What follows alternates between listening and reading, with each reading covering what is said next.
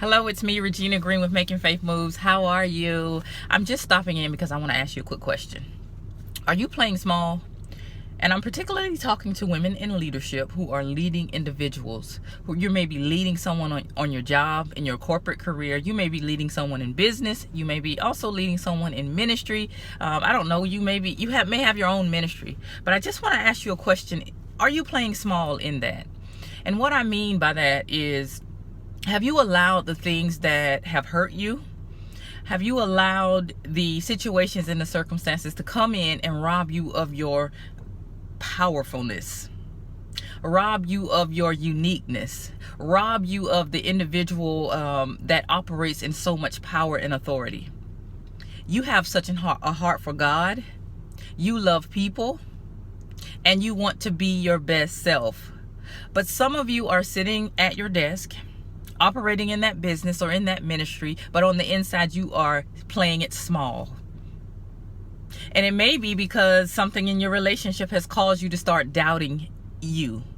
Maybe something in your job has caused someone on your job has caused you to start doubting you. And I know as a leader that people can hurt you, situations and circumstances come that can cause you to second guess who God has called you to be. And it can cause you to play small. It can cause you to not up level in your business. It can cause you not to go to your next level.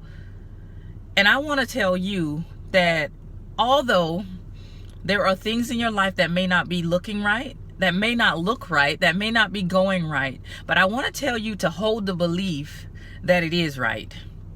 And in order for you to begin to move in that power and authority that God has given to you, you have to renew your mind and detox from those old ways of thinking, from those things that has jumped in and caused you to play small. And what I mean by playing small is what I said. You're not going to the next level in your ministry. You may not be ministering to your fullest. You may not be sharing the gospel the way that God has asked you to share it, because you're afraid of what may happen, what someone else may be saying. You have gifts, you have talents that is sitting inside of you, lying dormant.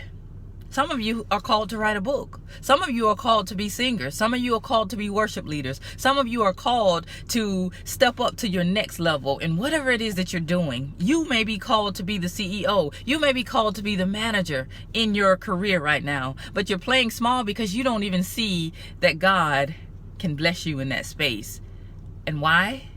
Because you're playing small because of those limiting beliefs, because of the situation, because of the circumstances, because of what someone else has told you.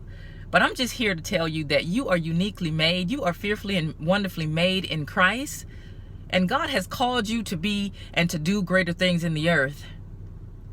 And so don't allow people's words, situations and circumstances to stop you and rob you of the goodness that God has for you.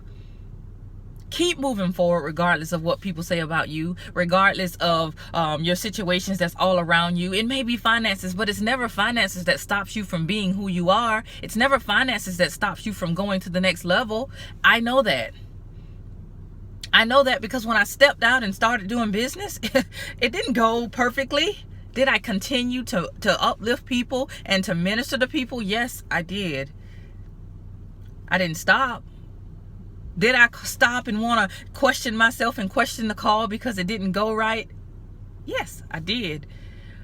But because I renewed my mind, I knew that I needed to stay focused and to continue to have the thoughts of God.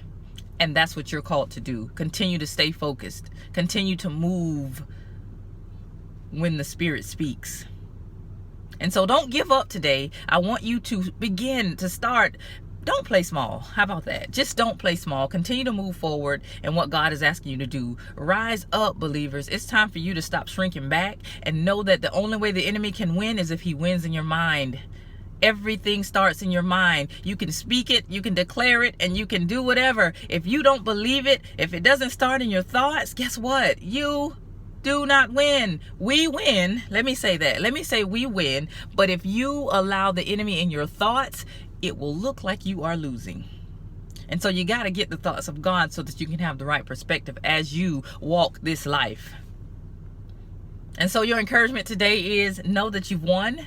Know that you are uniquely and fearfully and wonderfully made. Know that God has called you for greater. You know that you're leading individuals, but I want you to lead individuals in wholeness, in the true power and authority of God.